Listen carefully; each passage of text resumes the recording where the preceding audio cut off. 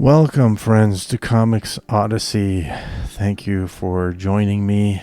I appreciate that you clicked on play. It means a lot to me. And today we have a throwback to the old Comics Odyssey days where we used to have a lot of these time lapses of artwork that I was working on, that I was sharing. So we're going to do one today just for the good old time's sake. Remember to subscribe and like and restack and all that good stuff. If you're watching this on YouTube, go to the link, the URL you see on the screen there, comicsodyssey.substack.com. It's my newsletter, and I drop all sorts of stuff like this that you will not see on YouTube. It's where all the cool kids go now. So really fun times there on Substack. This is page 1 of Spirit Girl 4, which is the final chapter of this story. And you will still be able to read it on its own, and it will still be a story. So you don't have to read issues 1 to 3, but if you want to, you can get them for free at my store, comicsodyssey.ca/store. Download digital copies of Spirit Girl 1, 2, and 3 for free if you want to see the story and also the artistic growth that I've been going through, because I just threw myself in this project, not really knowing too much about what I was doing, and I've learned a lot, and it's doing good. I like how this issue's coming out. Each time I'm coming out stronger, and it's really been a really good process, a really good learning experience, and a good journey, if you want to be cringe about it. This page 1, Spirit Girl and Stormhand, which is the big bad guy of the story, are having their conflict established. Dennis O'Neill would be proud. He says establish the conflict from page 1, and I really did that on this issue for sure. And here we're looking at page 4, and you see me use the Pentel touch pen. I use that a lot for the cleaner lines I'm trying to do, so especially for inking Spirit Girl, the character Spirit Girl. I find I do really nice, bold, clean, round lines with that, whereas with the dip pen I can do lines with a bit more like character, a bit more scraggly. And hot tip for comic creators out there: do not include chains in your stories unless you're prepared to very tediously draw every single link with a magnifying glass. It's worth it, but it requires a lot of patience, and so think carefully about including chains in your story. That's my advice. That blue thing there you saw, it's the correction tape. I have also like a liquid paper pen, so correction pen, which is like drops like a thick white liquid.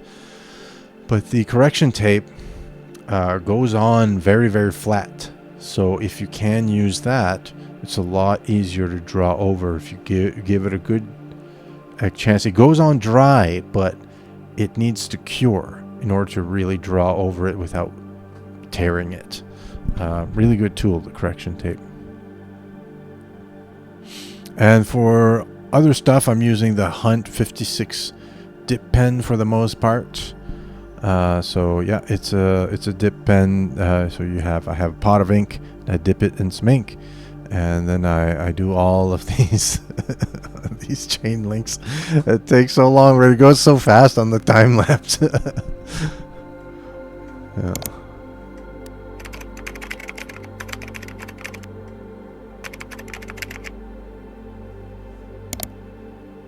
Makes a nice lines though, especially for backgrounds.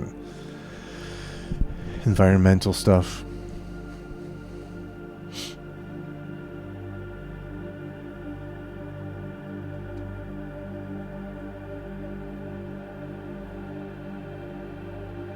I don't know why there's a pause here. I must have been looking something up. I don't know. Got distracted by the internet. See again the Pentel Touch to ink this Spirit Girl's figure. Makes nice, smooth, clean lines.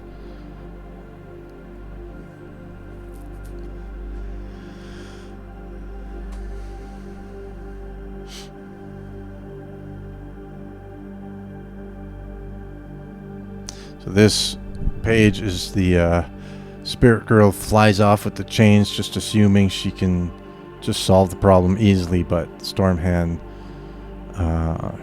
shows her that's he's not going to be so easily dealt with. I really like how this sound effect came through.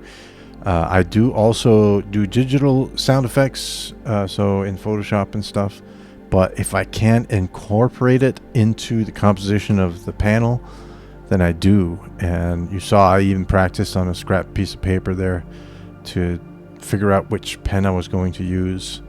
I went with a Micron brush. It's a pretty good pen, actually. You can do good lines with it. And then I used a Hunt 513 dip pen to do the stippling. It randomizes the types of dots, so they're not all just perfectly round dots like the tip of a Micron pen. So I find I like the texture better. It's a little detail.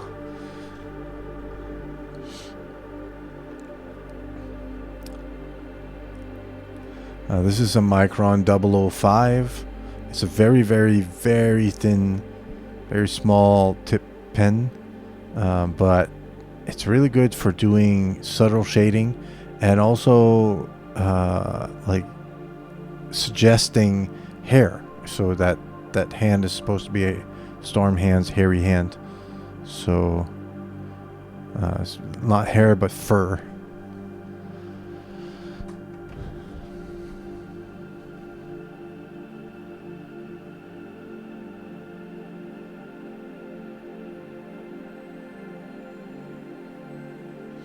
This is a synthetic sable brush number 4. This is a dry brush technique that I've been learning more and more.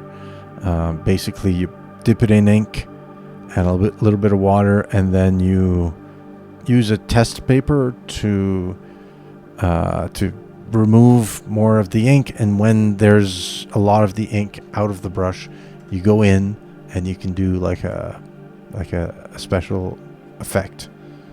It's very nice. Some more shading and rendering here.